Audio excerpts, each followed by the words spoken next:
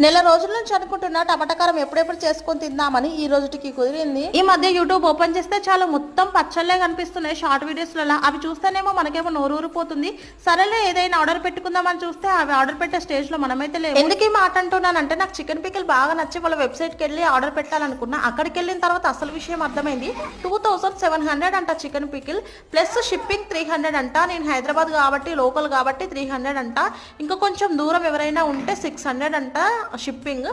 అవి విన్న తర్వాత ఇక నాకైతే ఫీజులు ఎగిరిపోయినాయి. ఎందుకు ఇంత రేటు అని కూడా అడిగాను నేను.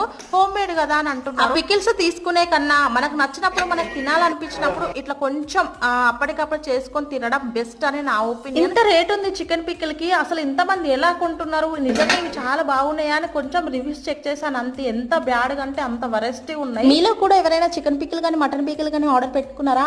ఏ ఛానల్లో ఆర్డర్ పెట్టిరు, ఎలా ఉంది టేస్ట్ అనేది నాకు కొంచెం కామెంట్ చేయండి. Thank you.